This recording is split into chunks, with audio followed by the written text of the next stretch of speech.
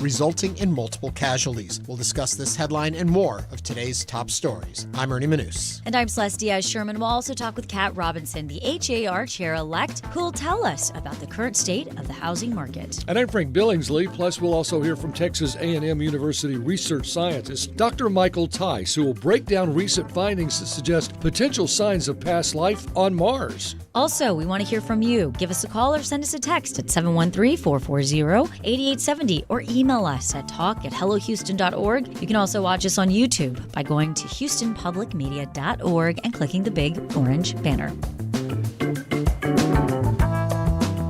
Hello Houston is made possible in part by founding sponsors John Bradshaw and Kathy Sanders. Live from NPR News in Washington, I'm Louise Schiavone. President Trump is expected to meet with top congressional leaders at the White House today. Lawmakers are facing a critical deadline tomorrow to pass a temporary spending bill. NPR's Barbara Sprunt reports if Congress fails to reach a bipartisan compromise, the government could partially shut down at midnight. The meeting is somewhat of a redo. Top Democrats were supposed to meet with President Trump last week to negotiate a path forward and avoid a shutdown, but the president canceled that meeting. The Oval Office meeting today will come hours before the Senate is expected to vote on a House-passed continuing resolution to fund the government through late November.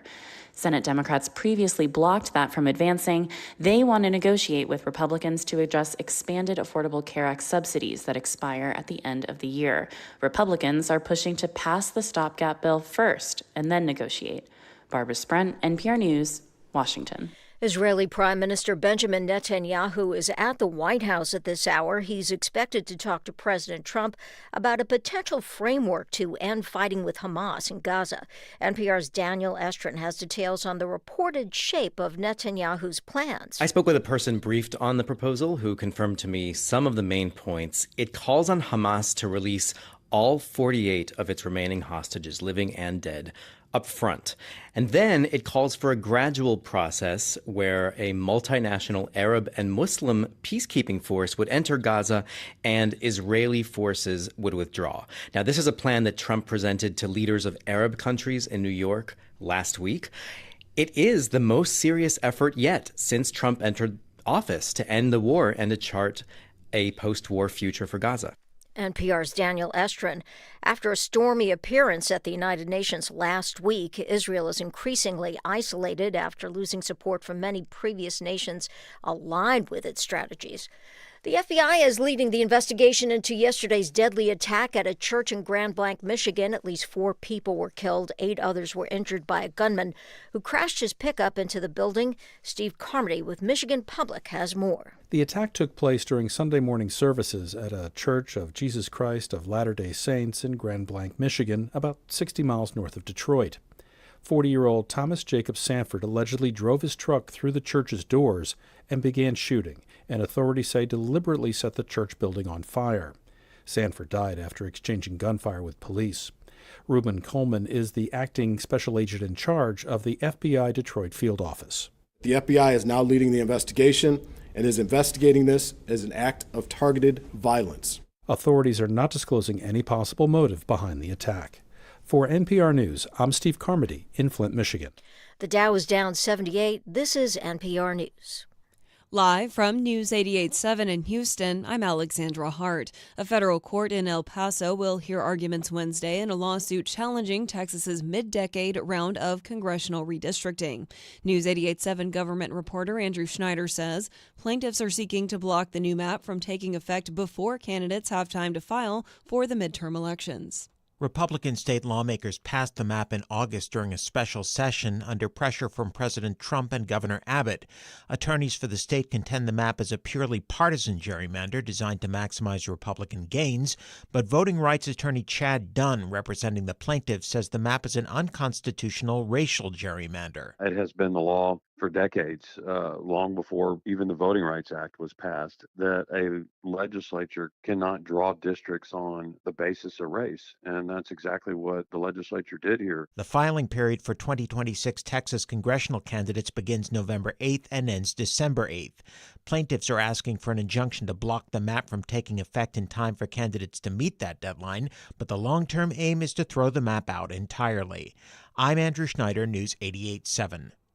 A suspect is in custody after getting into a shootout with a Metro police officer Sunday. Metro Police Chief Ban Tien says a bullet grazed the back of the officer's head. Please keep the officer and her family in prayer. She is okay, but I will assure you, if that gunshot wound is slightly to the right by a couple of inches, we will definitely have a different discussion. The officer fired back, striking the suspect multiple times. He's hospitalized but expected to survive. Tien says the incident started Sunday afternoon as the result of a traffic stop that escalated after the suspect pulled out a gun. The Texans picked up their first win of the season on Sunday against Tennessee. 26-0 was the final score on that one. It's been a disappointing start to the year for the Texans, but they scored 20 points in the fourth quarter. Quarterback C.J. Stroud threw 2 touchdown passes. I'm Alexandra Hart, News 88.7. Support for NPR comes from NPR stations. Other contributors include Fisher Investments. Fisher is committed to helping clients stay on track to reach their financial goals and enjoy a comfortable retirement. FisherInvestments.com. Investing in securities involves the risk of loss.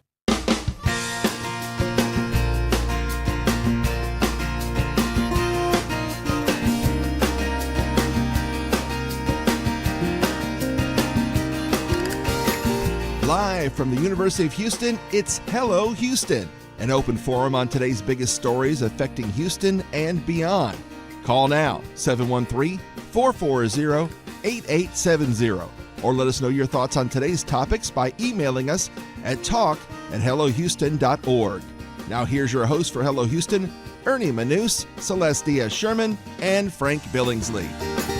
Is it right to say happy anniversary when it's just 6 months? Good morning, Houston. You've had relationships that lasted less than 6 months. So, yes. That lasted less than 6 hours, but who's counting? I will tell you what, I am pretty proud of this relationship. Earlier, we were on Houston Matters, the Hello Houston crew, Ernie, Frank, and myself were on Houston Matters discussing our 6 month anniversary. Yeah, hard to believe. 6 months went by pretty quick. It's gone by quick. Yeah. I had a friend who said once to me, when you're talking about 6 months, 6 hours, that the romance goes out of a relationship as soon as you learn their name. Oh my God. Would not want to be in a relationship with that. No, that's friend. a very fast relationship. I'd at least get the trip to New Orleans in before. Yes. Well, we've gotten 6 months in, and tomorrow, Celeste and I have an anniversary.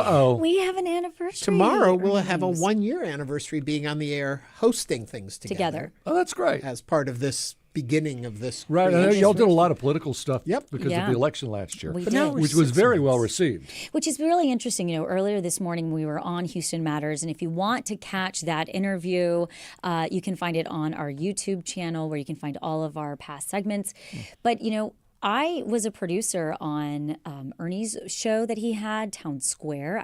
I've been a producer on Houston Matters. So to sit, and I watched you for years on TV. So to really sit here at that table, you know, I'm appreciative to work with an organization that recognizes, you know, women and the importance of having women and younger people at the table.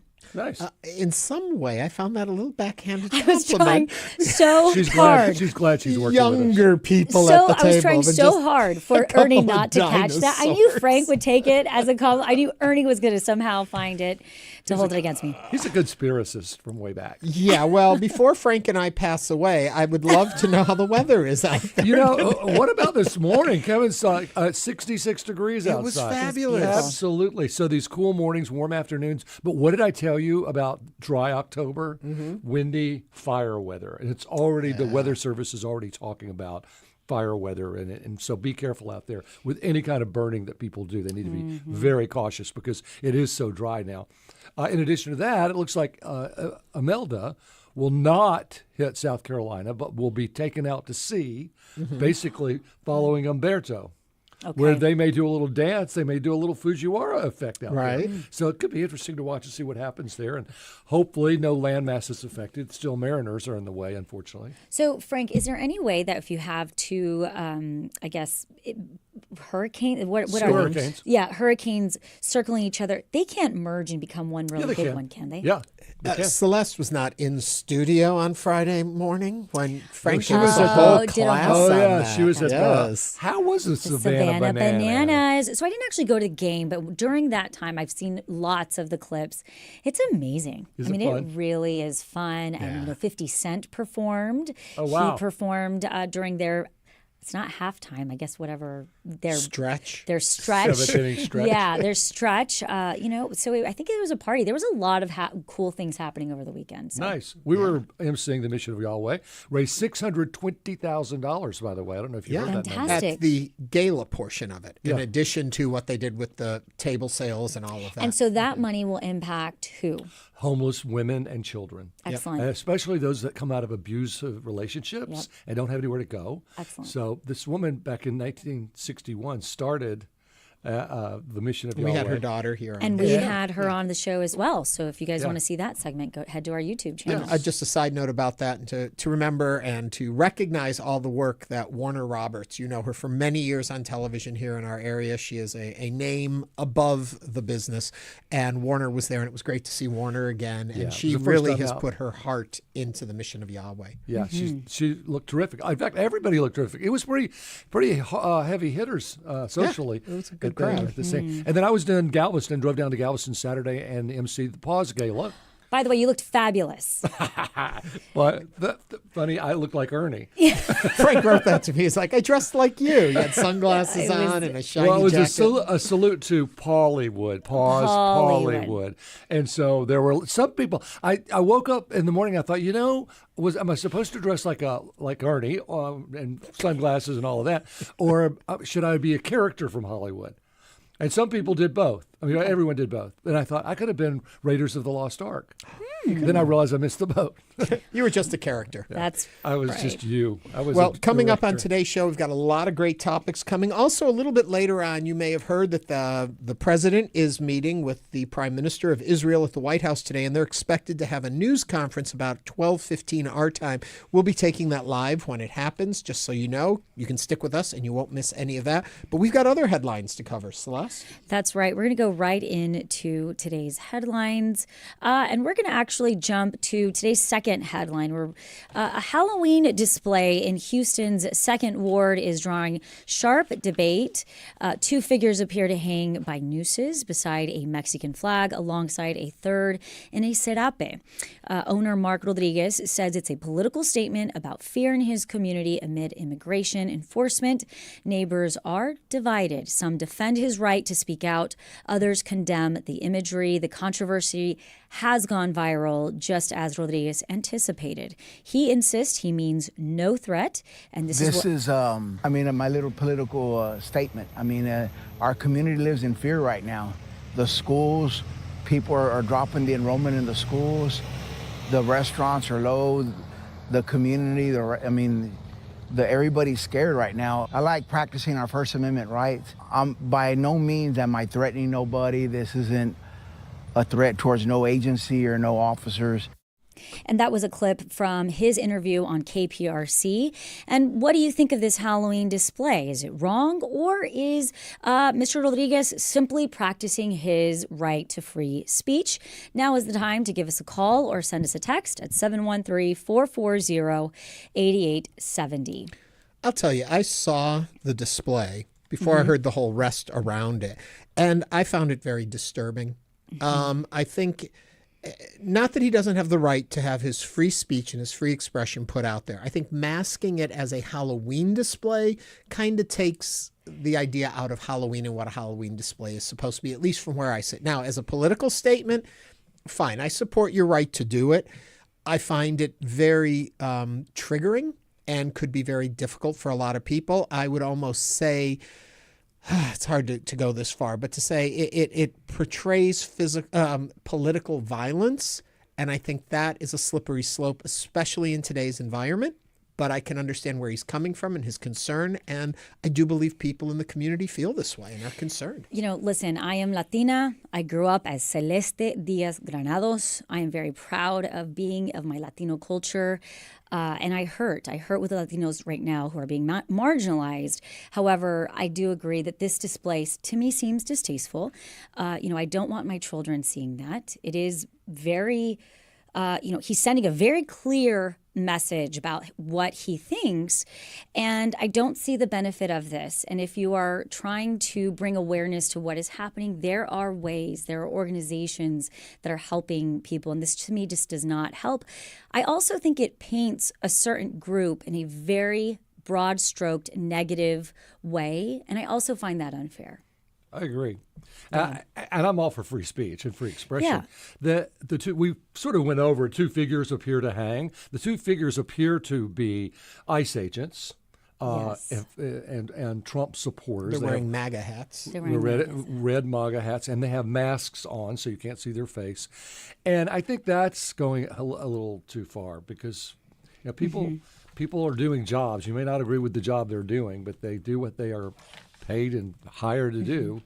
I don't agree with what's going on, but right. And and then there's even an Epstein cardboard sign. The cardboard sign. There's a coffins. coffin. There's 3 coffins, and then I feel so terrible that someone feels like they have to go to this extreme in this country.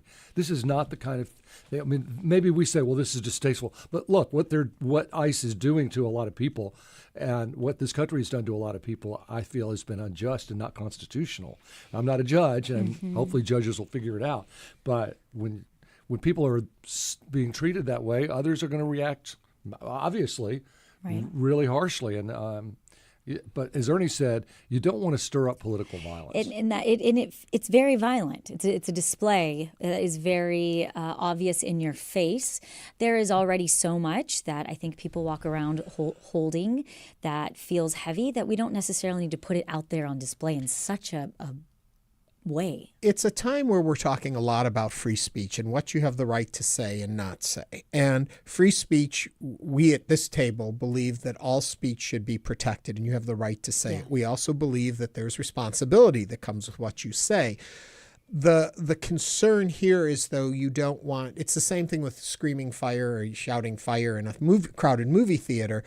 If you're inciting violence, and I think you could misconstrue this display as in, I don't even know if it's misconstruing it, but it could incite political violence. It's showing, I don't know, I'm at a loss for words because I want to protect your right to say it. And I do protect your right to say it. And I believe we have a freedom to say it. But just as movies can have different ratings on them, who it's appropriate to see because of violence and often sexual nature, a yard display is out there for the public to see. And so that concerns me. And this is an interesting point. Nicole on our YouTube is saying, this is something Ernie and I were actually talking about before the show. Nicole L. says, I don't think it really has anything to do with Halloween. So I don't think he should label it that way. And that's something Ernie and I were talking about. Does this feel like it really is taking on the spirit of Halloween, or does it feel like potentially this was his opportunity to feel like he could express himself? Well, anytime you have people, dummies representing people that are hanging by nooses, I think it sends a very politically violent message. And of all the things that I know ICE is doing, they're not killing people. And so this almost seems like I want to kill ICE agents because of my fear of what they might do to my people. So the whole thing is just sad that we're at this point. There has to be a better way. Right. And then Nicole also followed up and she says there are better and equally shocking ways to spread the same message. Mr. Uncle Walt says, regarding free speech, just because you have a right to do something, that doesn't mean it's the right thing to do. And that's an excellent point, And that goes back to, we talk about our rights and we talk about we have the right to express ourselves, but then there's also the other side of it where we also have a responsibility to be responsible for what we are saying. Well, also the image of a hanging individual in today's culture brings with it certain connotations too. So many in our community in their past, that was how violence was put upon them, people being lynched and hung. And so the gallows of somebody hanging is a very triggering image to a lot in the community. Then and people will say, oh, it's Halloween. People put out dead bodies, corpse coffins. There's something different when you then put the political messaging on top of it. I have little skeleton hands right now coming out of my front yard. You know, I thought you were going to say out of your blouse. No, you know, so to me also it's taking away a little bit from the spirit of just fun and Halloween a little bit. Now, we did also get a comment from the Dark One that brings up an interesting point. He says, I don't agree with the person's point of view regarding the display, but it is no different than all of the posting on social media. This just happens to be at this person's front yard, which is an interesting point. I would challenge it just a tiny bit. Okay. It's in social media, you have to log in. You have to go there. You have to find it to read it. Something on a front yard, simply passing the house, you're exposed to it. It is public. It's not much more public property, but it's public awareness on display. Of it. You can see it. And the kids trick or treat there. You know? Yeah, and kids can walk by it and stuff. It's a little different. Yeah, I think that's but I agree. Yes, you know, we are in a time where we see very little guidelines on what people are saying or doing. My thing is when we see some people do and push out political rhetoric that is violence, and then violence happens, they are quick to say, well, we're not responsible for it. We have to realize the responsibility that comes with free speech. That doesn't mean we need to limit it, but we need to understand the impact it could have. And maybe that's exactly what this person wants to do. They want that impact. Well, my British computer guy on YouTube is saying, no matter how you cut it, agree or disagree, it looks like he's getting his message heard. We're talking about it. Very true. And again, 713-440-8870 if you'd like to join the conversation today on Hello Houston. Something we can move on to that Celeste and I can definitely agree on. Frank doesn't. Oh, there's your coffee, Frank. It's National Coffee Day. This is water. Oh, it's water? Where's your coffee? It's you know, National Coffee Day. Frank usually has like a little orange mug. I like coffee for sure. Yeah. I'm just not drinking it right now. Well, already, Good for you. what I love about this time of the year and the way retailers move so much more quickly into the next season, the stuff for the fall is already being clearanced out to make room for Christmas. So this weekend I was able to get a bunch of like apple cinnamon and pumpkin spice coffee K-Cups. So I've got it like loaded up in my office. We are going heavy into fall here. And what's so fun is Ernie walks in with like, it looks like Christmas. And he's like, I've got us caramel macchiato. I've got us pumpkin sale. frost. I have the fall. Like, you know how you have those calendars, the advent calendar where like every day you take out one. We have that for fall coffee. We have the Keurig K-Cup advent calendar for Halloween. Well, That's for fall. If you're watching him on YouTube, you see that he's dressed like a lumberjack already. Today. He's ready to go cut down a Christmas tree somewhere. Also talking about coffee. Getting chippy. The coffee chain, Dutch Brothers, is set to open its first Inner Loop location, expanding its footprint into central Houston. Huh. I've never been to one of those. I haven't either. Then I saw a lot of the Starbucks are closing. So my favorite Starbucks right by me is closed off Westheimer. Done. It's gone. I was so what sad. a way it has to a drive-through. celebrate National Coffee Day. But Dutch Bros, the first time I had Dutch Bros was actually visiting my sister in North Carolina, and it's the rave with the young kids, like my niece, because everything is this big. Everything like a big gulp. It's like a big gulp. Yes, of coffee. for today, but it's of coffee, and they have flavors, and you can get protein and all kinds of things. That many more calories with those big gulps. Exactly. Yeah. But I don't know. I think it's Dutch Brothers. They Dutch spell Brothers. it B-R-O-S, but I think it's Brothers. See, Nicole L. Brothers. loves Dutch Bros. Dutch they're calling it Brothers. Dutch Bros. You but got I to think get with the program, man. I'm trying Dutch to. Bros. I was trying to help Celeste out there. She called it Dutch Bros. I think it's Dutch Brothers. Well, okay, Dutch Brothers. I don't know. I don't know the brand, so I can't really tell you. But you know what I do know? I do know that they've announced who's going to be at the Super Bowl halftime show at Super Bowl 60, and it is none other than rapper, singer, Puerto Rican Bad Bunny, representing Puerto Rico. I have family in Puerto Rico. My mom's sister lives there, and her children and grandchildren and great-grandchildren. There's a lot of them. I have a tidbit about myself. My grandmother is from Puerto Rico. Really? And we still have family that live there, yeah. I wonder if we're Well, will the Texans I've been to about 3 cruises out of Puerto Rico, but that's about as far as I got. Yes, Will the yeah. Texans be at the Super Bowl? That's the question. They finally won a game. But, of course, they played the Titans, and the Titans stink. So, We'll know all the answers, and we'll know what Bad Bunny does come February 8th. I'm excited. I'm going to be watching that one for sure. Astros went the way of all Starbucks, by the way. Really? Yeah. And I will also eliminated from postseason. I'll also say we had a busy weekend, not nearly as busy as Selena Gomez. Selena Gomez got married. She to did. Benny Blanco. That's right. All right. Well, that wraps up my tidbits. Coming up on Hello Houston, we'll talk with Kat Robinson, the HAR Chair Elect and broker of Compass Real Estate, about the current state of the housing market. This is News 88.7. Stay with us.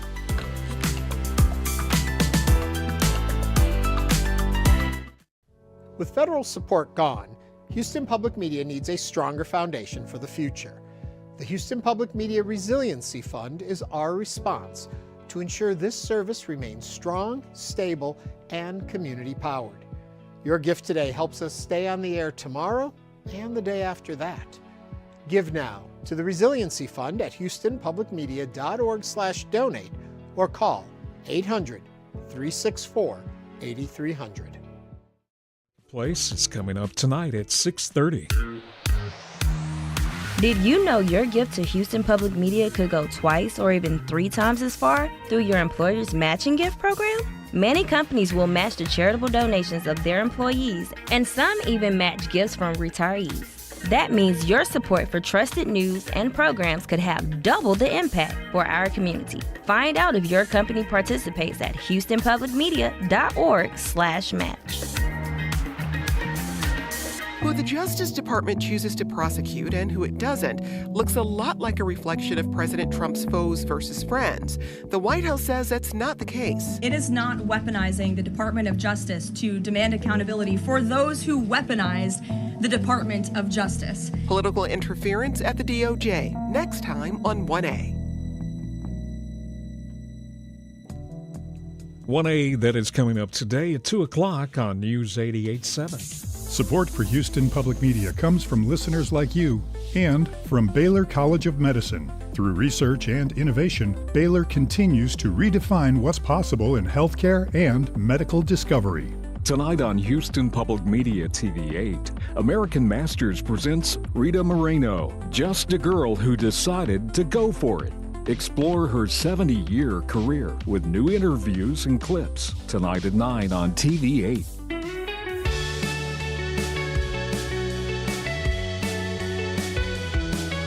And now back to Hello Houston. Call 713-440-8870 or email us at talk@hellohouston.org to get your comment in on today's topics. Now back to Ernie Manous, Celeste Diaz-Sherman, and Frank Billingsley. Homeowners and buyers in Houston are watching closely as the housing market shows signs of warming up. In August, house sales jumped nearly 12% over last year, the 4th month in a row of steady gains. At the same time, the Federal Reserve's recent quarter-point rate cut has many wondering what this means for mortgages and whether the momentum will last. Joining us to help make sense of it all is Houston Association of Realtors Chair Elect, Kat Robinson. Kat, welcome back to the program. Thank you so much for having me. Hi, Kat. For folks who want to join in the conversation and pick at Kat's brain, give us a call, 713-440-8870. So, Kat, first let's talk about the latest HAR home sales report. What do you think it is behind this surge and the latest, the sales surge that we're seeing? Mortgage rates are down a bit, but not drastically. Correct. The mortgage rates haven't dropped significantly. However, the amount of inventory and choices that are available for buyers are getting buyers off of the stands, out of the stands and into the field. So we're seeing a lot more price reductions because inventory is too high, or not too high, but it's as high as it is. And it is also interesting to see how they can get more repairs done by the seller or more credits to keep the deal alive. So we're seeing it's not leaning towards a buyer or seller's market. It's more of a balanced market because everybody wants a great product for a great price. And in today's market, because of inventory, we can now achieve that. Can you break it down a little more? So buyers versus sellers markets. Let's say $500,000 homes versus $1 million plus homes. The luxury market versus middle of the road and maybe even lower. Where do those fall? So I don't have this strategic breakouts between price points and buyers or sellers markets. What studies have shown over the years, and we have 100 years of real estate data, is that whenever inventory reaches a 6-month platform, then you have a buyer's market. So we're at 5.5 months in Houston, and so we're really kind of leaning towards that. However, explain what you mean by that. What's a 6-month platform? Okay, yeah, no. So what we do as realtors is we try to see how long it would take to sell our current inventory. So we have a fun math equation that we do is we will look at all the recent solds in the last 6 months, the homes that are under contract, and divide that by 6 to see how many months or how many homes are selling per month. And then we divide the amount of active homes by that number. So then that gives us that inventory number or absorption rate. Okay, I interrupted you while you were talking just to clarify that. So I love these questions because I tend to speak realtor-ese. So yes, please ask for clarity. So the more houses that are on the market, it's more of a buyer's market. Correct. It is also part of basics of economics, right? So the more supply, the lower the prices, the higher the demand, the higher the prices. Well, is there any concern with the fact that the supply is continuing to open up? I don't think it's concerning. I think it's healthy. I think it's really, really healthy. And you're seeing national headlines saying that all the other markets are sluggish. I think Miami, for example, they're sitting on 7 months of inventory. And I believe it was a Wall Street Journal over the weekend said that their market was slated to crash. That's not necessarily true. They were just pulling those algorithms that probably ChatGPT told them. Who knows, right? So I think the key... It boils down to partnering with your realtor because real estate is hyper local. And when I say hyper local, it could be your block, not just your neighborhood or zip code or metroplex. Does that make sense? Yes. I want to go back to the 1/4 point rate cut. Yeah. It seems, from the way I look at the world, insignificant. It's such a small amount. Is it truly a motivator, a mover, or is it just too little that it really doesn't make a difference? Well, I think their strategy is to keep an eye on inflation. It's amazing how powerful real estate is in our economy. And so if they were to do anything dramatic, I think it could cause a really bigger issue for what their goals are. So I think them easing it is helpful. And, earlier this year, it was 7%. And currently, with some local banks, you can get 5.85%. So if you consider the differences in January to now, that sounds like something. But we make such a big stress point about this 1/4% that I wonder if that really materializes on the ground where you are, or is it the bigger shift from 7 to 5.5 or 5.25? I mean, the bigger shift is obviously going to get more people active.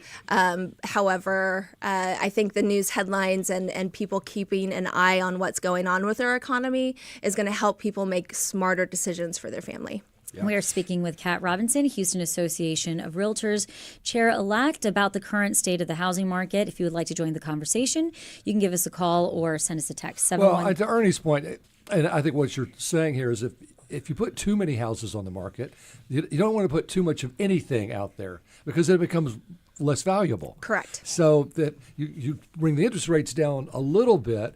So not everybody's going to rush to try to sell their house now just because it came down that much. Right. So I think that's what the feds are trying to balance. Yes. Yeah, I would agree. I think that's phrased very well.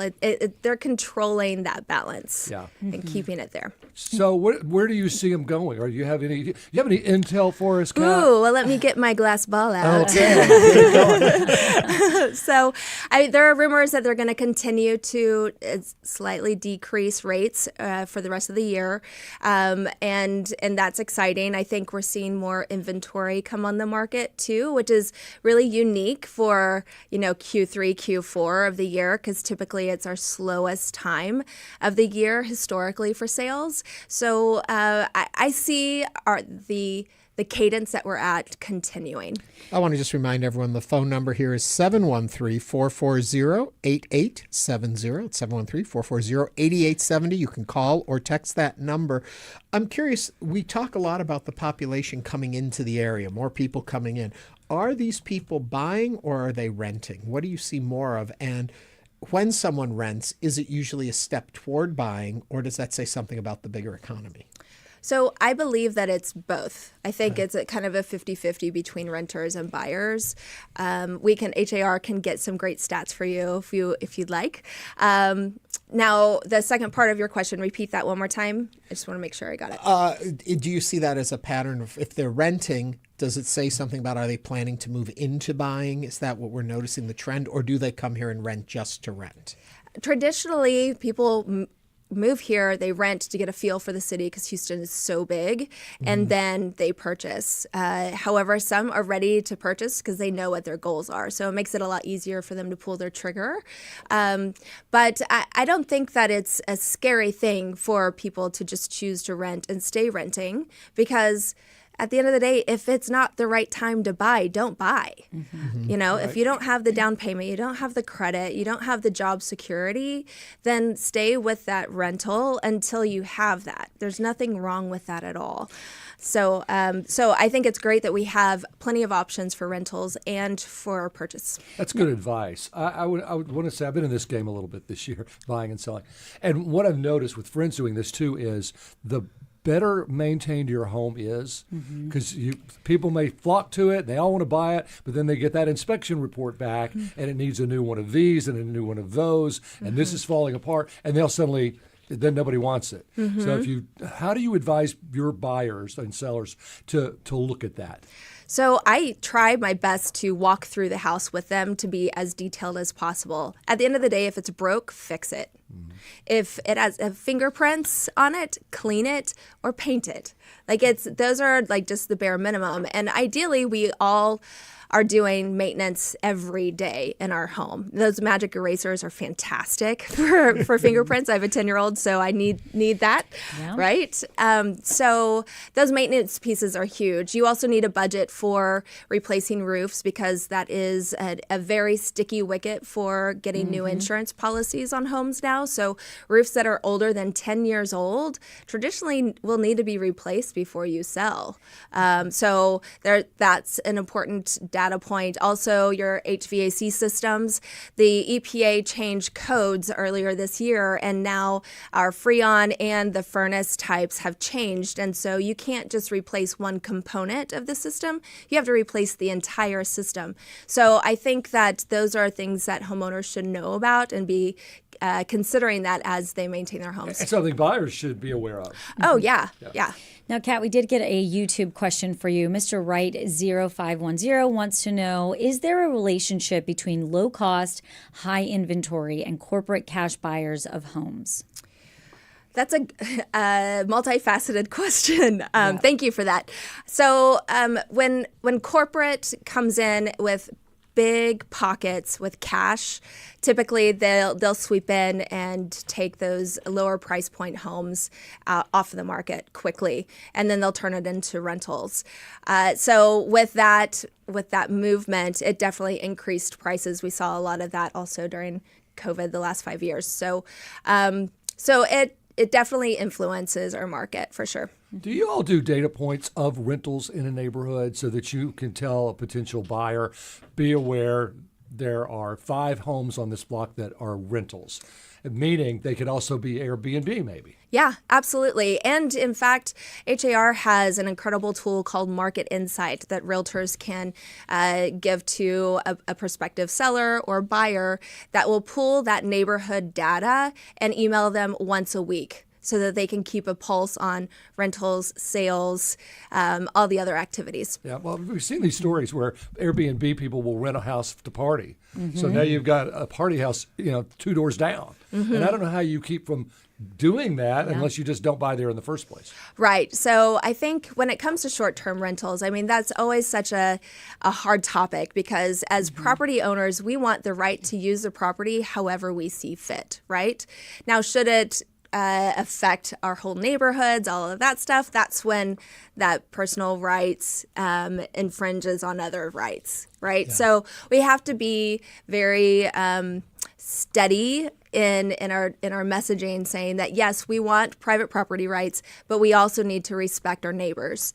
And so that's why we have our police forces to call whenever things get loud and becomes a nuisance. Let's go back to the interest points. I don't know why I'm obsessed with that today, but I want to go back there. We have seen such disparity between numbers here. We have seen it as low as 2%, and we've seen it as high as 10, 11%. 6%, is that still a good place to be? Can we put it in perspective again? Or should we be saying it's gone down, it's gone up, we have to ride it like the stock market and figure out when to jump? So I think keeping an eye on it is key, right? And if we can play the market, awesome, take advantage of it. But when it's the right time to buy, it's the right time to buy, whether interest rates are 12% or 2%. So the disparage is there and is apparent, and all buyers should be aware of how that influences their buying power. But again, when the right time is right, you go. How much money do you need to put down? I remember there was once when my mom did this, it was a 10% rule. And I think in Canada, you still have to have 10% to put down on a house, which helps protect the whole economy. Because as we know, previous to 2008, people were putting nothing down on houses. And then they could just walk away from them, which is exactly what they did. What's in place to prevent that from happening? Is there some minimum? So, there are so many myths that come to down payments, right? There's a myth that you have to have 20% down to purchase a home. That is a myth. That is not true at all. There are products that are available for 0% down in different areas. I mean, our veterans, they get the VA loan, which is 0% down, no PMI, which is premium mortgage insurance. That is required if you put less than 20% down. But we treat our veterans with respect and honor for what they gave to our country by offering a loan product like that. But could a 0% down leave a potential homeowner in a vulnerable position? Yes, it can, because if for some reason they need to sell, right, they may not have the equity to cover the cost of closing again. Right. Yeah. When you talk about the 0%, I've seen a lot of, when I was looking to buy, a lot of these really low percent down on it. But they got you in the back end with a really high percent, but they're saying, hey, but you don't have, you can get a much more expensive home. You don't put anything down. It's only this much a month. But they were getting you in the interest rate on it. So to be very well aware of that. Is there any kind of regulation that holds that back from happening, or, get what you can get? Well, the government requires a lot of disclosures to buyers. And we even have the Know Before You Owe law that was passed in 2018, I believe, where all your settlement statements, everything had to be signed and understood 3 days before closing. So at that point, you knew exactly what your interest rate was, exactly what your monthly payment was going to be, how much you were going to bring to closing. So if for some reason you needed to back out, you could. Right. But people who are there, they think they're talking to a loan person from other products, not necessarily a bank, saying, this is really a good deal. We'll get you this. We'll get you those points. But if they actually went through a more established or reputable grouping, they could find out they could have a lower interest rate. And you got to watch out for that stuff. Yeah, absolutely. And that's why I think it's key to work with a realtor, because a realtor is going to be on top of current trends.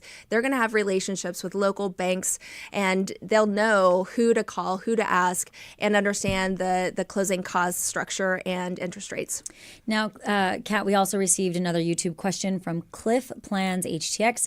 Says, are there any shifts in the Houston market leaning towards missing middle housing or ADUs? So ADUs that stands for an additional dwelling unit. Mm-hmm. So a lot of people have garage apartments or casitas, or they have a mom-in-law little house on their property. It's really not a Houston issue. It's a national issue that we have with this because our appraisers are given a book that they use to put a valuation on a home. And ADUs have a set price per square foot that they apply to it, no matter what the finishes are. So the home itself could sell for $500 a square foot. But the ADU or garage apartment is only $75. But they're the same Calcutta quartz and white oak wood floors and all of that stuff. So there is an absolute issue with how that's going on. And it is something that we as an association keep a pulse on and are working on to make sure that we can take that on for our homeowners. I want to go back to if you're selling your home, what you advise folks to do when it comes to, it kind of goes back to what Frank was asking earlier about fixing up. How much percentage should you put into fixing the property, and how much should you think, and do buyers want to buy something that they can fix themselves so the price is lower? How do you figure that balance out? So the majority of buyers do not want to do work. So they don't. They don't. So with that being said, it's on the sellers to prepare. I like to use the imagery of a goalie for a soccer team, right? A goalie is going to show up to practice every day. They're going to run with everybody else. They're going to do the drills. They're going to do everything. And then they show up to the game and they wait for the ball to come. That is a seller. So guess what? Whenever you prepare the home for the market, guess what? If it's broke, you got to fix it. If it's dirty, you got to clean it. If it needs to be painted, paint it. And I would recommend that you strategize your priorities with your realtor. Obviously, if the faucet is dripping, then yes, go ahead and get it fixed. But like redoing your whole kitchen so you've got a more modern kitchen, is that an investment worth making when you're putting it on the market, or is there an advantage in saying it's down in cost a little and you can go in and do what you want? I think that sellers need to gussy up to the table and get it done. And I guarantee your neighbors will appreciate you for it as well. Oh, yeah, absolutely. Kat Robinson is the Houston Association of Realtors Chair Elect. Kat, thank you for joining us today on Hello Houston. Thanks for having me. Coming up, we're going to discuss a breakthrough discovery in the search for ancient life on Mars. Stay with us as Hello Houston continues.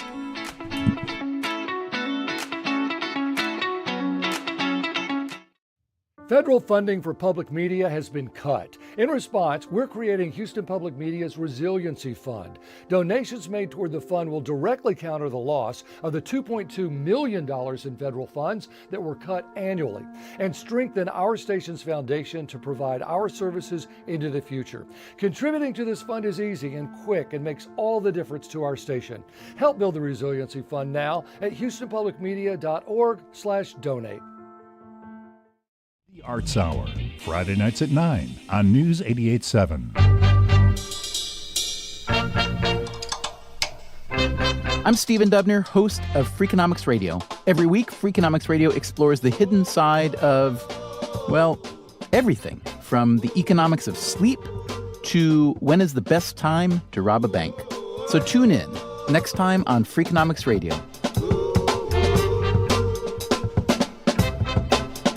Freakonomics, Mondays at 9 p.m. on News 88.7. Houston Public Media, in partnership with Texas Southern University, brings to you The Vibe, R&B, hip-hop, and neo-soul, music that resonates with all ages. The Vibe on 88.7 HD3 and on the Houston Public Media app. Support for Houston Public Media comes from Good Reason Houston, working to ensure every child in every Houston neighborhood has access to a strong public school that prepares them for opportunities and a living wage after graduation. More at goodreasonhouston.org. Support for Houston Public Media comes from Live Nation, presenting Ludovico Einaudi, Italian pianist and composer for the Summer Portraits Tour, October 12th at Smart Financial Center. Tickets at livenation.com. Support comes from Rice University's Master of Interdisciplinary Studies, a program for working adults designed to strengthen communication and critical thinking skills within a community of diverse learners. Details at gls.rice.edu.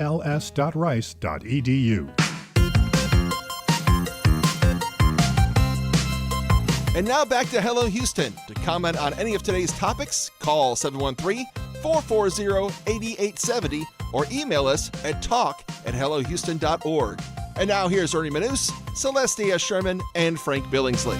All right, let's go to Mars, shall we? Okay. So last year, NASA's Perseverance rover, which is sort of like a really fancy SUV, so wanders around the planet, and it actually found an area of Mars that has a reddish rock with strange markings that they'd never seen before on this planet. So after a period of rigorous study, a team of researchers determined that the rover's findings pointed to potential signs of past microbial life on Mars.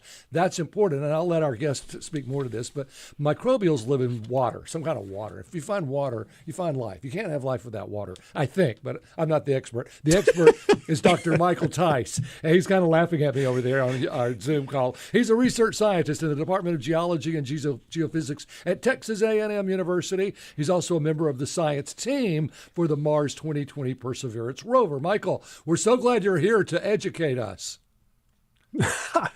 Yeah, thanks for having me on. This is going to be fun. And I was laughing because you were getting it right and doubting yourself at the same time. As far as we know, all living things require water. Before we dig into this conversation, I want to remind everyone you can join the conversation. Call or text us at 713-440-8870. Take it away. Michael, that's life as we know it requires water. I mean, isn't it possible there's life as we do not know it that does not require water? Yeah, it's possible. But if you're looking for life somewhere else, it makes a lot of sense to start out by at least looking for things that you think you have a shot at recognizing. Good point. And so for a long time, follow the water has been NASA's strategy for both finding places that would be habitable and looking to see if things actually inhabited them. So take me back a little bit and help me understand exactly why is this important and significant? If it's just this tiny little microbial life forms and there may have been water 100,000 billion years ago, whatever, why should it matter and what do we glean from this? Yeah, that's a big, good question. And maybe I'll just start out by pointing out that for most of the time in Earth's history, life was microbial. It would have been about the same sort of scale as the kind of things that we're talking about potentially here on Mars. But for the big picture of why we care about this, I think one of the biggest questions we can ask is, are we alone in the universe? And in order to answer that question, we've been thinking about a lot of different ways for a very long time now. But one of the classic ways to think about this is to ask, given all the stars that we see in the universe, and of those, all the stars that have planets, and of those, all the planets that are potentially inhabitable, on how many of those is it likely that life would have arisen? And then if you're interested in talking to somebody, on how many of those is it possible that life that arose would evolve to something more complex and ultimately something that we could use technology? And so for a long time now, we've only really had our planet to answer that question. But potentially, if we could ask whether or not Mars ever had life arise on it, then we're narrowing down the answer on that original question. How likely is it that life happens on a planet that has water on it? And this is potentially our first chance to be able to say, here's another example where life arose, even if it didn't wind up producing little green men. Am I jumping too far to think possibly then what we're looking at is many, many planets had the ingredients for life to be there. Ours took off because everything else aligned correctly, so that if in fact all of them could have had the seedlings on it, then you look out there into the vast unknown, how many more of us could have been similar like our planet that those seedlings had the ability to prosper into something more? Yeah, that's exactly right. So we know that billions of years ago, Mars had water on its surface. It's like Earth in that way. And so if we can look at the two examples within our solar system and say, hey, wow, on both of those, life arose, then maybe this is something that's likely to happen essentially everywhere where there's water on the planet's surface. So when we look at, these findings, the latest findings, I thought it was very interesting that you wrote about how this co-location of organic matter and redox sensitive materials is very compelling. It suggests that organic molecules may have played a role in driving the chemical reaction that formed these materials, but it doesn't necessarily mean that organic does not necessarily mean it formed by living things. So explain that to me, because that caught me off guard. Yeah. Organics are, well, first of all, organic covers a lot of territory here. Right. When we talk about organic molecules, we're really just talking about molecules where carbon is bonded to carbon. And it turns out there are lots of different ways to make organic molecules, and not all of them involve life. And so the organics here are important, but they aren't really even necessarily the most important thing for making us think that this stuff could have been life.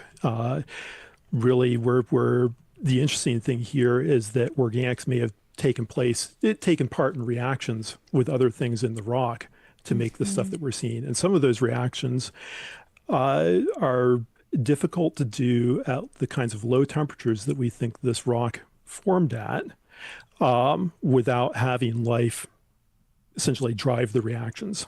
So let's get back to the basics here. The Perseverance rover sees these scrapings. They seem to be microbial and suggest some potential life. But when are we going to get the Perseverance back here to actually look at these things that they've maybe discovered? So we're not going to Mars tomorrow. That's a big question. That's a bigger question than what I'm able to answer, unfortunately. One of the original ideas was that we were going to send another mission to collect these samples and bring them back to Earth sometime in the 2030s. At this point, sample return is kind of up in the air, and we're rethinking how that might happen and if it will happen.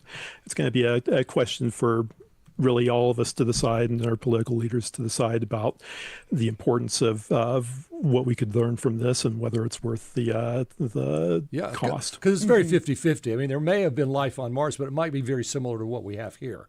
And so we don't learn anything. I mean, it's got the same DNA that we have, and we're like, oh, well, there were little Frank and Ernie's running around Mars a million years ago, but we don't learn anything. All that money and time.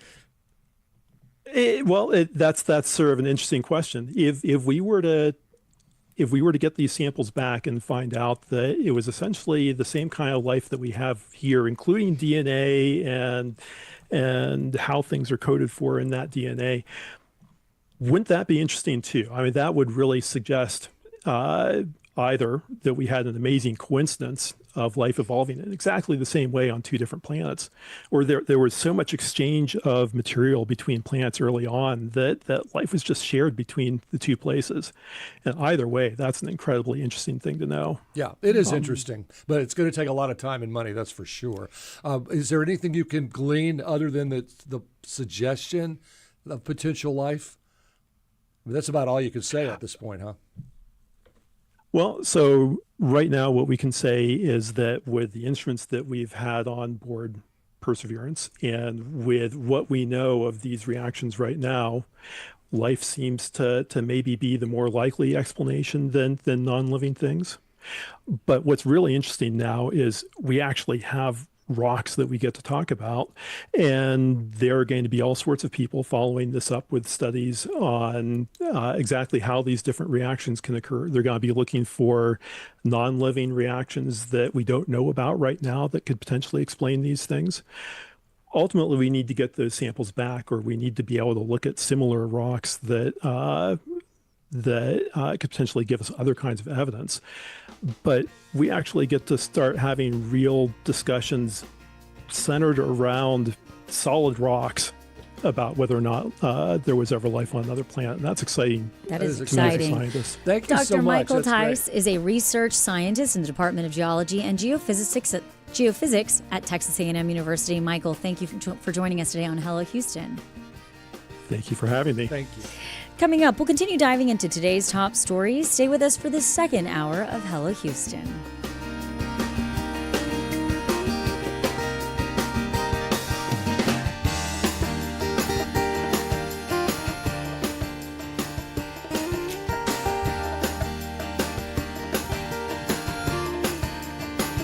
Stay tuned. There's more Hello Houston on the way with Ernie Manous, Celeste Diaz-Sherman, and Frank Billingsley.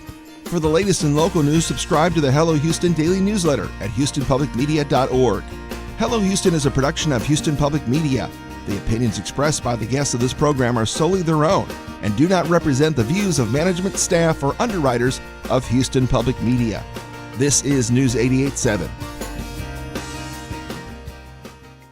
Houston Public Media is a service of the University of Houston and is supported with your gifts to the Houston Public Media Foundation. More information available online at houstonpublicmedia.org/donate. Join us for Hello Houston, weekdays from 11 a.m. to 1 p.m., taking a deep dive into the stories that matter to Houstonians, keeping you informed, engaged, and entertained, with the generous support from our founding sponsor, John Bradshaw. Mostly sunny today. We'll get up to about 90, mostly cloudy tonight. 74 the low, it's 87. This is your NPR station, KUHF, Houston, News 88.7, a service of the University of Houston. Just ahead on this hour of Hello Houston, President Trump has ordered the deployment of National Guard troops to Portland, Oregon to curb protests outside of ICE facilities. We'll discuss this and more on today's top stories. I'm Frank Billingsley. And I'm Ernie Manous. We'll also be joined by Lexi Churchill, a research reporter, to tell us about several of the highest paid charter school superintendents in Texas are leading districts that rank among the state's worst performing. And we also want to hear from you. Give us a call or text us at 713-440-8870 or email us at talk@hellohouston.org. You can also watch us on YouTube by going to hellohouston.org and clicking the big orange banner. Hello Houston continues right after the news from NPR and News 88.7. Hello Houston is made possible in part by founding sponsors John Bradshaw and Kathy Sanders, and by gifts from listeners like you. Live from NPR News in Washington, I'm Louise Schiavone. An in-depth probe is underway in Grand Blanc Township, Michigan, where a gunman killed 4 people, injured several others, and set a church ablaze during a packed Sunday worship service. Sheriff Chris Swanson of Genesee County, Michigan, told reporters this morning, "You prepare in peace to perform in chaos. I saw it live. I saw what you trained for, what you planned for, and then reality hit yesterday morning. In a bright sunny day when people went to worship. But what I also saw is every level of government law enforcement work together for the good of the people." Police say they killed the attacker, who they say was a Marine veteran and lived in a nearby town. Reuben Coleman, acting FBI special agent in charge, called the attack an act of targeted violence, and authorities are still examining possible motives. The FBI says the scene of the attack is still being processed, and its behavior analyst unit is deeply involved in the investigation. Law enforcement authorities say that now all persons are accounted for. President Trump and Israel's Prime Minister Benjamin Netanyahu are meeting at the White House. They are discussing the latest American proposal for a potential end to Israel's war in Gaza.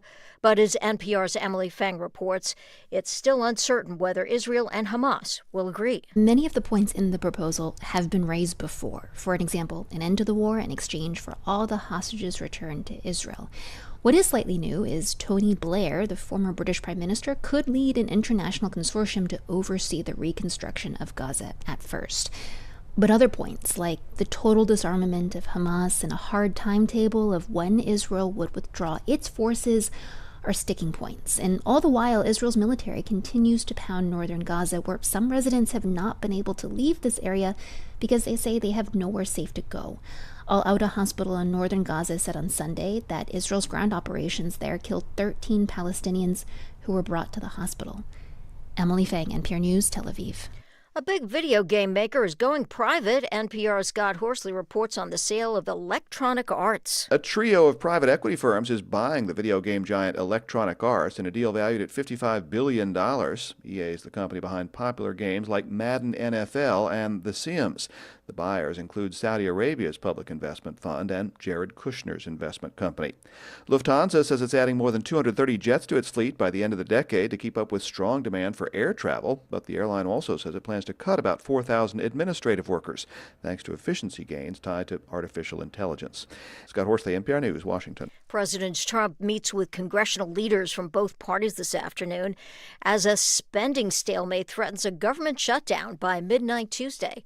Wall Street, the Dow's down 20 points. This is NPR News. Live from News 88.7 in Houston, I'm Alexandra Hart. Striking workers at the Hilton Americas Houston have ramped up criticism of the hotel's owner, the Houston First Corporation. They say the municipal government organization isn't being transparent about the hotel's finances. News 88.7's Dominic Anthony Walsh dug through public records to get a clearer picture. Before our reporting, union negotiator Willie Gonzalez said workers couldn't figure out how much money was flowing between Hilton and Houston First. Which is unfair. Unfair to these workers that have built the hotel. It's unfair to the citizens because at the end of the day, Houston First is a public entity and it owns the hotel. Houston Public Media obtained the 116-page management agreement. It details the management fees Houston First pays to Hilton, about $2.2 million last year. The rest of the revenue flows to Houston First, and it's been soaring since the hospitality slump of the pandemic. It's an all-time record of $119 million last year. The union is demanding a $23 hourly wage, up from $16.50. I'm Dominic Anthony Walsh, News 88.7. Life Flight was sent to a scene in Liberty County today after a mother attempted to drown her children. Preliminary information suggests that one of the children was rescued, but the conditions of the other kids are unknown at this point. KHOU reports that this happened in Dayton, and the mother is accused of drugging her children with NyQuil and vodka.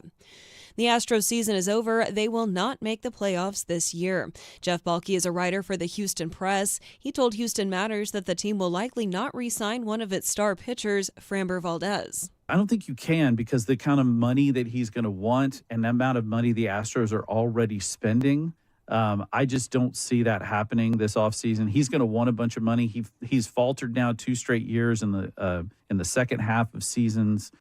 The Astros had 26 injured players this year, which also contributed to their lack of success. I'm Alexandra Hart, News 88.7. Support for NPR comes from NPR stations. Other contributors include Charles Schwab, offering investors choices like full-service wealth management, advice, investing, and trading on Thinkorswim.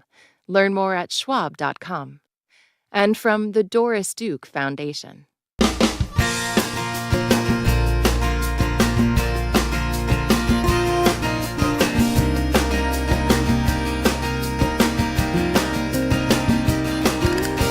Live from Houston Public Media and News 88.7, it's Hello Houston, an open forum on today's biggest stories affecting Houston and beyond.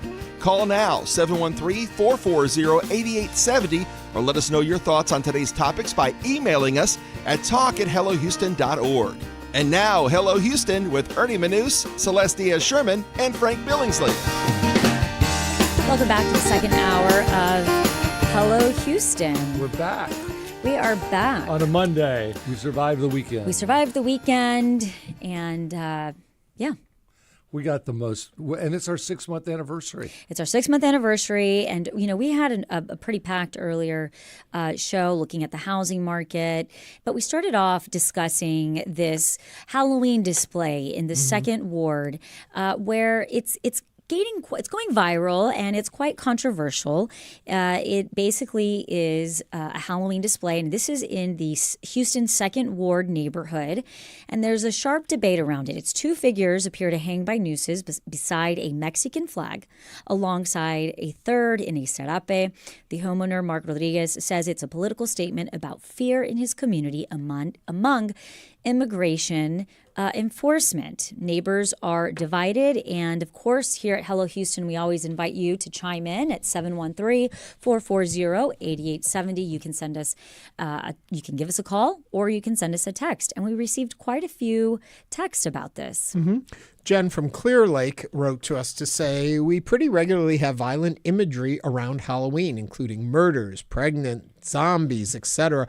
Why is it okay to have imagery of killing women but not ICE?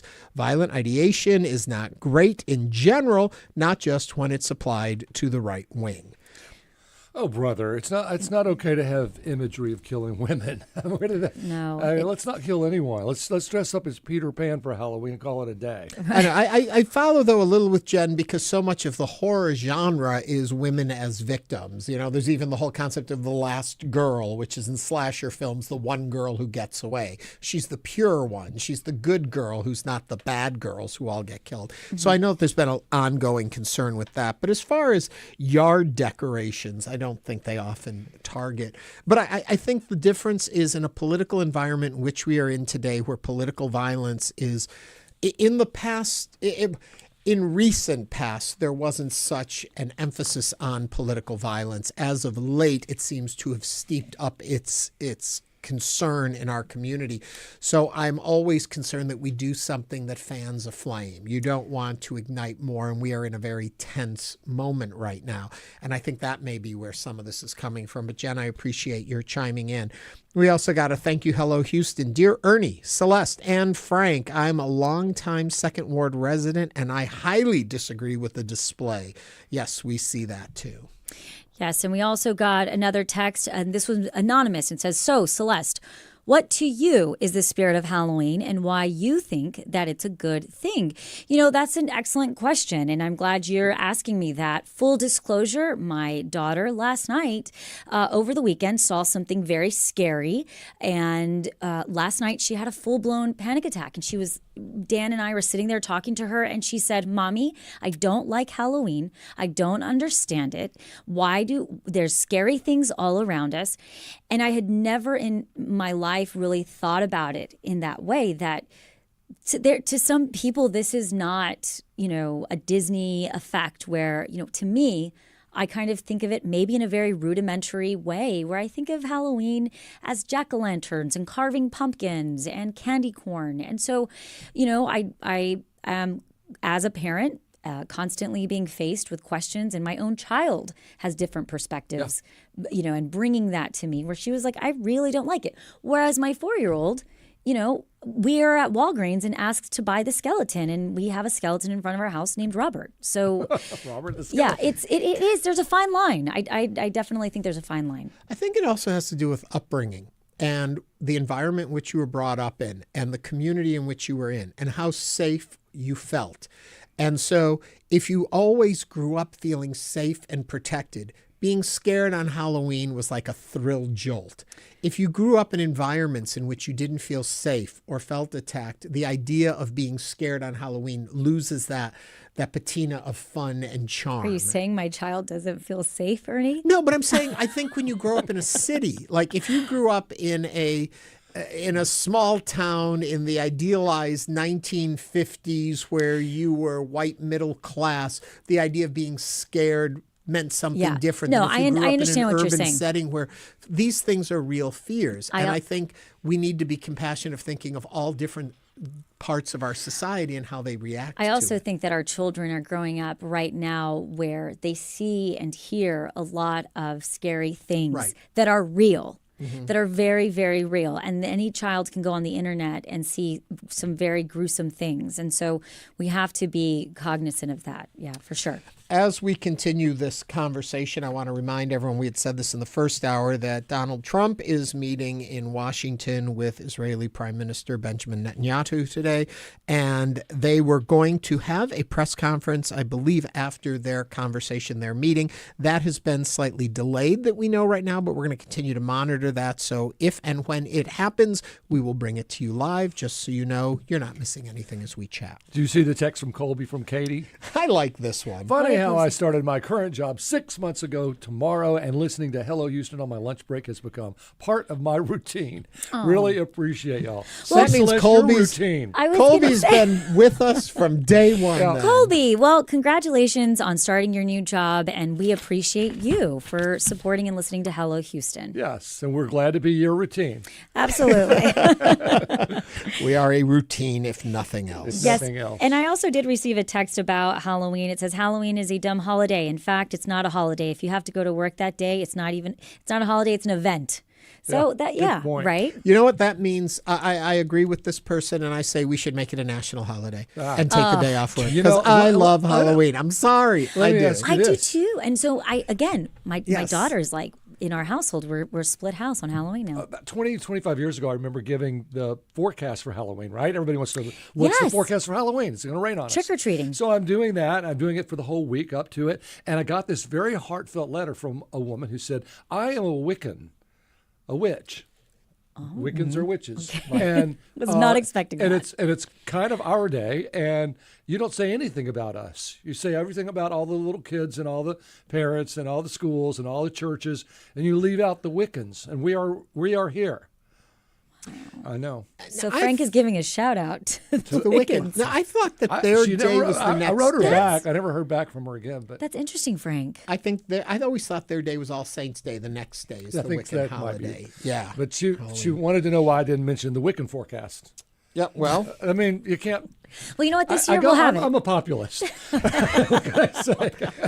Well, as we continue to talk about Halloween, we've got a whole month full ahead of us to talk about it because it's not till the end of next month, but we're still in today. So let's go into our headlines then. President Trump says he has ordered the deployment of troops to Portland, Oregon, and that he's authorized them to use, quote, full force, unquote, to curb protest outside of U.S. immigration and custom enforcement facilities. It's the latest instance of Trump deploying the military to various cities that he says are plagued with crime, with federal troops also expected to arrive in Memphis, Tennessee this week. Quote, I am directing Secretary of War Pete Hegseth to provide all necessary troops to protect war-ravaged Portland and any of our ICE facilities under siege from attack by Antifa and other domestic terrorists. That was a quote from President Trump, who wrote this in a post. He also said, I am also authorizing full force if necessary. And then there is Memphis. Trump has authorized the use of the National Guard there as a part of a similar crackdown, along with other federal agents who are all expected to start arriving as early as this week. What are your thoughts about President Trump deploying the military to these cities? Do you think Houston could be next? Now is the time to give us a call, 713-440-8870. We were talking this morning, and some of us have seen the video. I believe it's the U.S. congressman from that area has shot a video in Portland outside the ICE facility, and it is calm, quiet, nobody around, pretty peaceful. So, yes, things can flare up and go down, but it seems as though this is a pattern of an idea of something being bad when in reality it isn't, and that idea then is supported by these actions, but they don't really live in reality as we know it. Now, maybe there's things we're missing and not seeing, but it's very concerning. And Dallas had an incident, and people died, and the National Guard hasn't shown up to Dallas. Why is that? Why Portland? I don't even know. Portland is, to me, it's like Seattle. It's just calm and quiet. And I don't think of it quite like I guess Trump does. But how did Dallas escape not getting the National Guard sent in there? Well, some will argue because we have a Republican governor. Well, I was hoping you'd say that. Yes, that has been one of the things that has been suggested, is that they're going after Democratic strongholds, which doesn't mean that they wouldn't eventually, they being the government, come into a Houston or a Dallas because they are stronger. At least more, Houston is a stronger Democratic city. But the question is the legality of it at the national level. Are you allowed to? Laws say you're not allowed to turn your national troops against your local citizens. So if you're questioning about Portland, I believe the Oregon Public Broadcasting reported that the Trump administration called 200 members of the Oregon National Guard for a 60-day deployment. And it was basically hundreds of protesters had gathered outside Portland's ICE facility late on Sunday night, so last night. So I think that... And then today, the National Guard is already being sent there? Right, but no, over the weekend, they had already said they were going to send them. The gathering of protesters was against them sending it. But they then show those people and say that's why you're sending. But that's the reaction to the announcement, not the cause of the announcement. And that's we have to be careful of when we cover these stories. And again, 713-440-8870. We do have a call. Chris from Cyprus. Chris, welcome to Hello Houston. What is your comment or question? Hi. I think it's just another, smoke and mirror diversion tactic. And he's throwing around the word Antifa. And I think it's just using it as an excuse to just really, quell any dissent. If someone is protesting, why weren't, anyone called out at January 6th? He's calling one a riot. And whenever someone shows up and peacefully express their differences, then he wants to call out the National Guard. Yeah. Well, and doesn't Antifa stand for anti-fascist? Is that what Antifa means? You know what? I don't know that. Yeah. Chris, thank you very much for those thoughts. We'll continue to dissect it here amongst us. Antifa is more of an ideology than a structured organization, which is the other problem of it. It's left-wing, but it's anti-fascist. Yeah. And it's anti-racist. So it sounds Antifa. It sort of sounds bad. Right. But they don't have a structure. They don't have a president. They don't have a group of people. They are a concept, an idea. And so how you wage war against a thought is concerning. But I think most people, when they hear that, they think, Right, they this think is a group of somebody. Right, people with masks out in the streets. Yeah, and it's just people that are against fascism. And again, Trump made the decision regarding Memphis when the CEO or a large company was meeting with him on an unrelated matter and mentioned issues in Memphis. Trump took his word for it and decided to send troops there. The police department actually says crime rates are actually at a 25-year low. Yeah. So, again, Memphis instituted, my family's from Helen, Arkansas. Memphis instituted a no honking on the freeway law about 15 years ago because there was so much road rage that it is illegal to honk at people on the roadways. I think people here in town in Houston don't do it because of our experience with it. Yes, I think we're all never scared. Honk at anybody. I know. Same. But 15 years ago, when people were still honking, there were a lot of road rage shootings, and so they made a law in Memphis. So 15 years ago, yes. But as you said, the crime rate is... The police department is saying that they are actually at a 25-year low with crime. They are. We'd love to know what you think on this topic. Give us a call, 713-440-8870. Moving on to our next story in the headlines. This week, 3 federal judges will convene in El Paso to decide whether Texas may use its newly drawn congressional map in the 2026 election. As I'm sure you remember, this summer, state lawmakers redrew the lines to gain as many as 5 additional Republican seats. But opponents argue this mid-decade redistricting violates the Constitution, asserting that the legislature improperly used racial criteria and diluted the voting power of Black and Hispanic voters. The challengers seek a court order preventing the state from applying the new map, a move that would restore the 2021 map used in past elections, which is currently under legal consideration as well. Meanwhile, the state defends its work, saying the map was politically driven, not racially motivated. The hearing is expected to last about 9 days. After that, the judge will rule whether the new districts stand or whether Texas must revert to an older map. What do you think? Should the maps be used in the 2026 election? 713-440-8870. Well, what do you think, Ernie? What I love about this story is it's not as simple as it seems. If they decide these new maps are not right, they can't go back to the old map because the old map is under consideration for not being right. So what does it do? What I'm worried is going to happen is they're going to say the old new map is not good. Therefore, we'll just use the new maps because they have more recently been drawn to reflect political will, not racial will. I know it's complicated, but it's really crazy because we had a new map in 2021 which was drawn to supersede the map before that they said wasn't accurate. Well, does anybody really think that Governor Abbott would have gone through all of this on behalf of the president if he thought a 3-judge panel would throw it out? I mean, we've been through a lot with this redistricting thing. We have been through a lot. And so we're going to be put through all of that so that 3 judges in El Paso can say, nope, not going to use it. That's very possible, though. I don't think it's very possible at all. But then the thing is that the argument is it was made because of political will, which is legal. And they said it from the start. We're doing it because we want more Republican seats. That is legal according to the law. which It is makes legal. things legal. Again, 713-440-8870. You can join us on Hello Houston. It's a hard push to say these maps, and this is what the left is trying to say, these maps were racially motivated because it is so blatantly obvious it's a political grab. So, and we do have a call from Rex from West Houston. Rex, welcome to Hello Houston. I believe you have a comment about our earlier topic about the National Guard. Yeah, hey, good morning. First-time caller. I just thought I read some reporting yesterday or this morning that was interesting context on the federal government's ICE deployment to Portland. Mm-hmm. I could have sworn something like President Trump having a conversation with the governor, something to the effect of, we must not be watching the same things on television.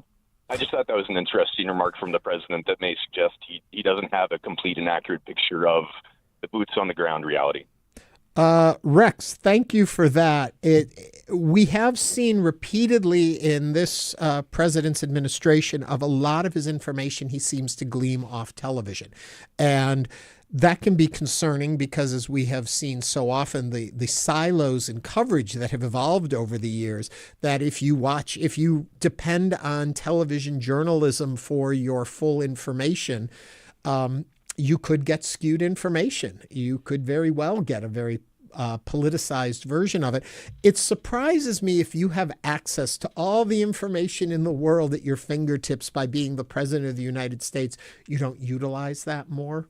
It's just an interesting thing. I also think that oftentimes, if we look at we understand that the President Trump often has people around him that, kind of encourage and have the same alignment on him on multiple different topics. So he could be essentially having people that are saying that this is happening around him, and he's going by what... Like Stephen Miller, for instance. Right. Well, there's also an argument that comes out that his opinion is often based on the last person he spoke to. We've heard that said many times, and we all know people like that. The last person that had him cornered, they gave him their point of view, and that becomes the prevalent point of view. We have another call. Syed is talking about President Trump. Syed, welcome to Hello Houston. Hello, how are you? Thank you. What's your comment or question? I think this is a planned strategy, and it is a authoritarian rule that he's currently doing, and he would probably put in National Guards and militarization of every Democratic city by the time 2026 election and 2028 elections come in.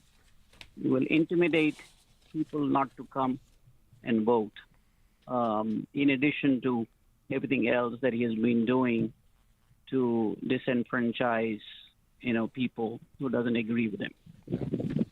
All right. Thank you for your comment, Syed. And I think, Ernie, didn't you say October 3rd is the deadline to register to vote? October 6th, I do believe October it is. I 6th. left my little piece of paper in the other room. Make sure you are registered to vote. It is not as simple. In some places, you can just do it online. Here, you cannot. You've got to do a form and either mail it in or take it in. It needs to be postmarked by the 6th also. So make sure you are registered to vote. No matter where you sit on the political spectrum, your voice needs to be heard, and you should feel solid in knowing it can be. And we will be having some voter awareness segments coming up to keep you all informed with this information. But coming up on Hello Houston, we'll talk with Lexi Churchill, research reporter for the ProPublica-Texas Tribune investigative unit, who worked on a story that found that several of the highest paid charter school superintendents in Texas are leading districts that rank among Texas' worst performing. This is News 88.7. Stay with us.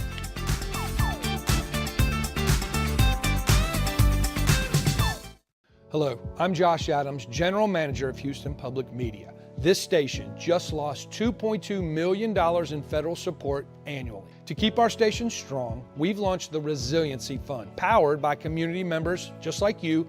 Your support will help bridge the funding gap and ensure these programs remain free and accessible to everyone. If public media and this station matter to you, now is the time to act. Support the Resiliency Fund today at houstonpublicmedia.org/donate. 88.7. Houston Matters is your essential daily guide to the people, places, issues, and ideas that define Greater Houston. These counties have been growing a lot. I think what has been holding us back is the fact that for 2 legislative sessions, schools didn't really get an increase in funding. If the storm surge comes up the ship channel, that's a nightmare. There's an acceptance at cons that you don't get elsewhere. No judgment, and it's beautiful. I'm Craig Cohen. Join us for the next Houston Matters, weekday mornings at 9 here on News 88.7. On Fresh Air, you'll hear from people who really make you think, like astrophysicist Brian Greene explaining the scientific theory that our universe is just one of many. And the image that I like to have in mind is, imagine that our universe is like one slice of bread in a much grander cosmic loaf, with the other slices of bread being other universes. No subject is too big for Fresh Air. Join us. Fresh Air, weekdays at 8 p.m. on News 88.7. Support for Houston Public Media comes from attorney mediator Ron Bankston, providing in-person, video conferencing, and hybrid mediation and arbitration services. More information is available at ronbankston.com. Houston Public Media is a service of the University of Houston and is supported with your gifts to the Houston Public Media Foundation. More information available online at houstonpublicmedia.org/donate.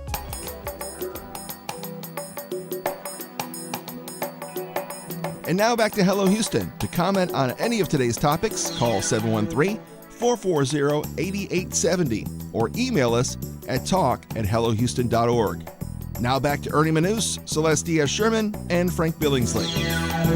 A joint investigation by ProPublica and the Texas Tribune has found that several of the highest paid charter school superintendents in Texas are leading districts that rank among Texas's worst performing, with one district even facing the threat of closure.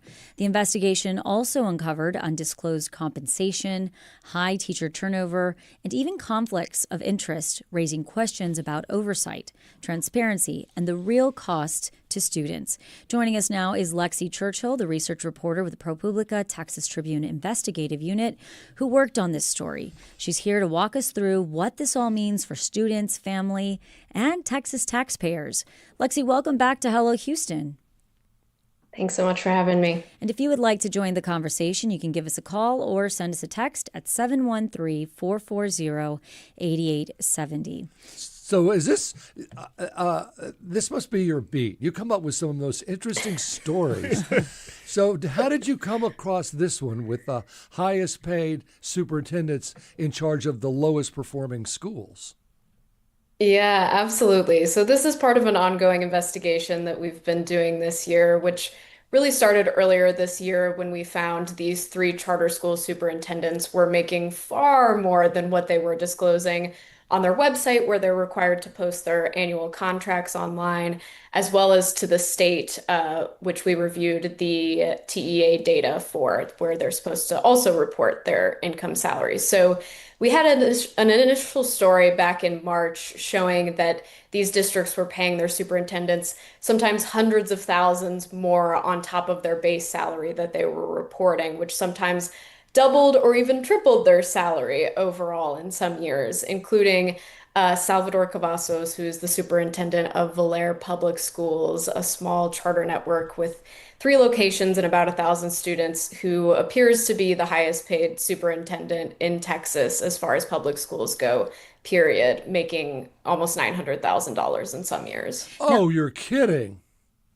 Yeah. Well, whoa. Now, Lexi, can you explain to us really quickly, for some people that maybe don't have kids anymore in school, what a charter school, how it differs from a private school versus a public school? Absolutely. So there are a few main differences, especially when it comes to sort of how charter schools are governed.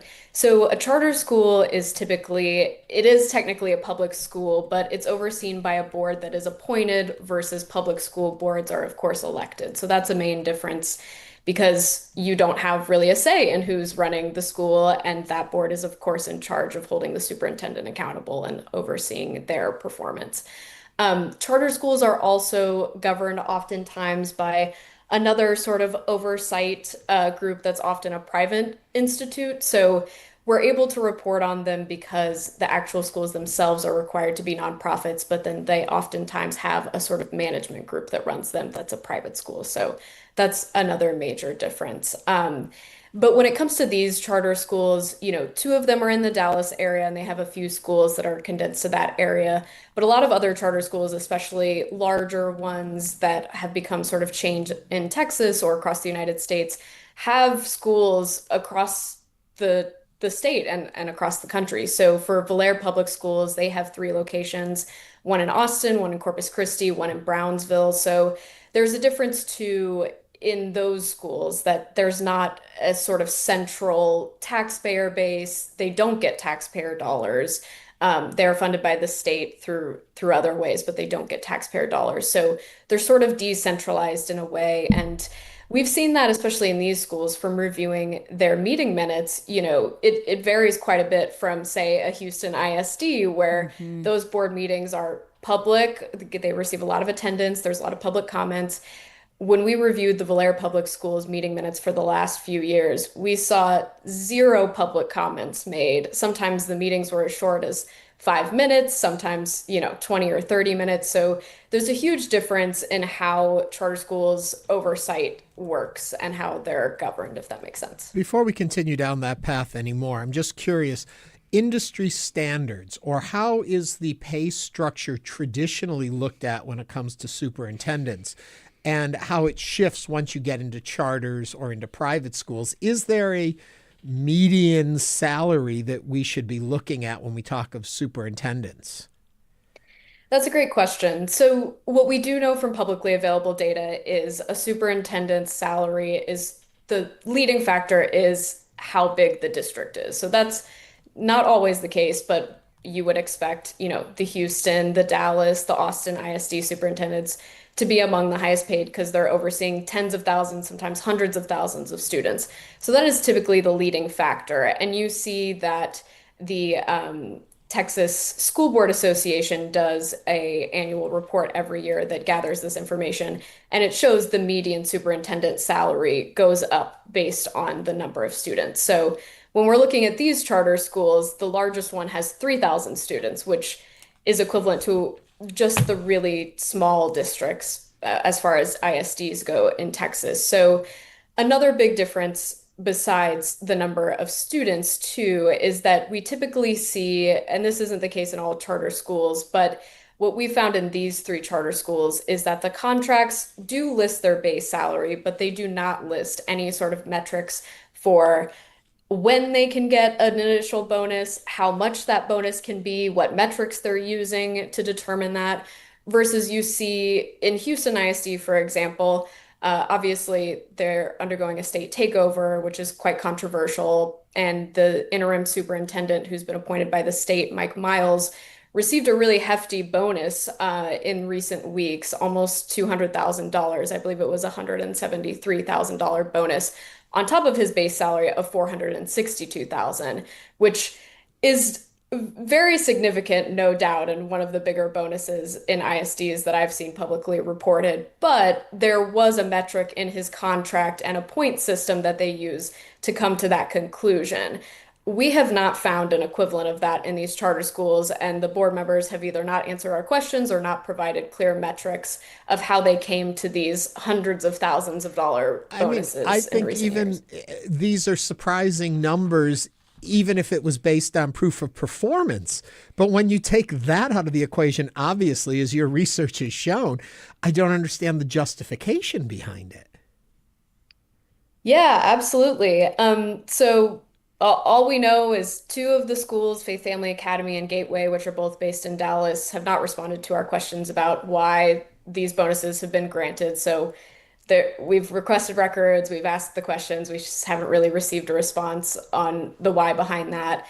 As far as Valere Public Schools go, where the superintendent Cavazos that I mentioned has received almost $900,000 in recent years, their defense is essentially that he is both the superintendent and CEO of the school, and he has additional duties such as fundraising that justify the payment.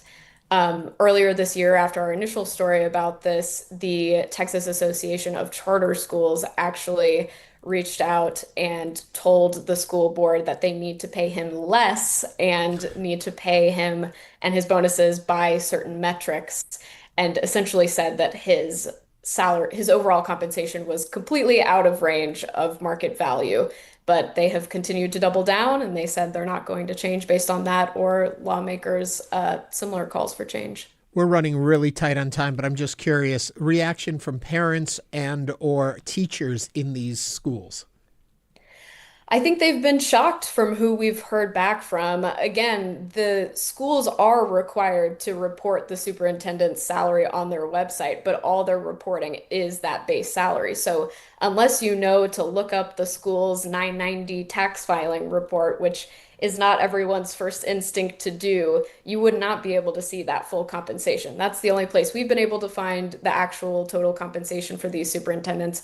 And I don't know that that's people's first instinct. So they've been really surprised. They've been frustrated given the high teacher turnover at some of these schools.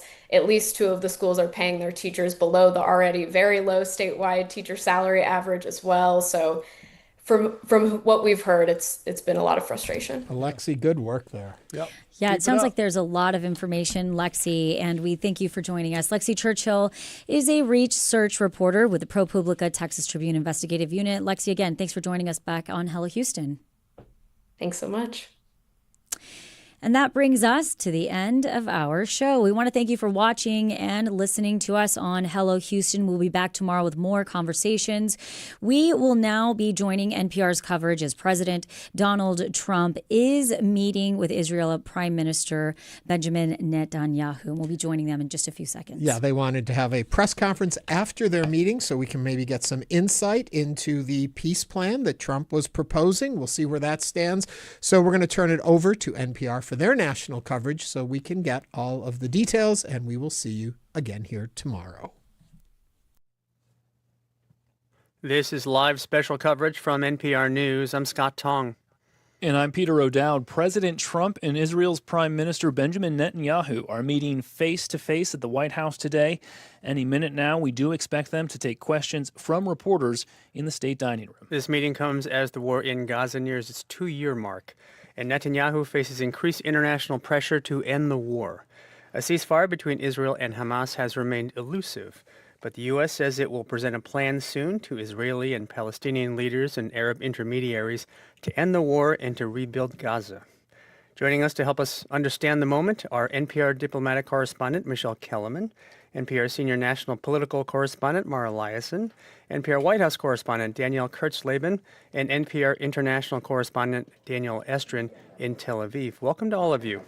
Glad to be here. Nice to be here. Danielle, let me start with you. Can you hear me? Happy to be here. Yes, absolutely. Danielle, tell us where you are and what you're seeing.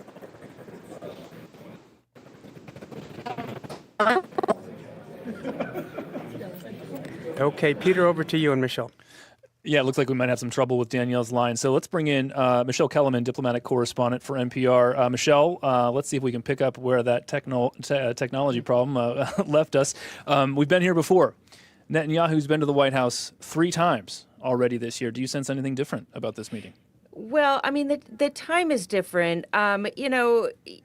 We just came out of the UN high-level week where Israel and the Trump administration looked pretty isolated. More and more countries are calling for an end to this war. They decided to formally recognize Palestine as a state. You have more than 80% of UN member states now recognizing Palestine.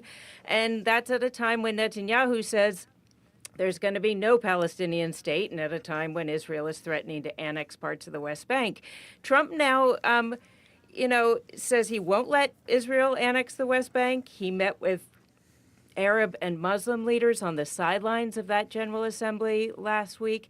And it seems like he's really worried about the fate of his own peace efforts in the Middle East. The Abraham Accords. Those are the normalization deals between Israel and Arab states. Trump wants to expand them, but to do that, Arab leaders are telling him that he has to end the war in Gaza, and they have to have a clear pathway to a Palestinian state. So there's a lot of pressure on him to kind of do something radically different right now.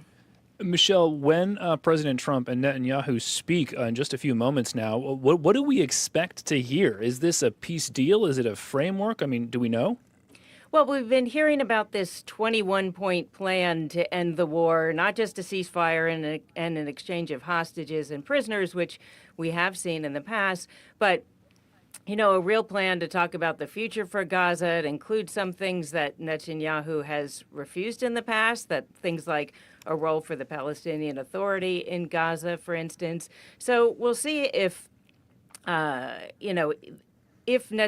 will actually back some of these things, or if it'll be that definitive, or if it's going to be just kind of a broad framework, as he suggests. To that point, what do you think the main barriers to a peace deal, if that's what it is, what would that be?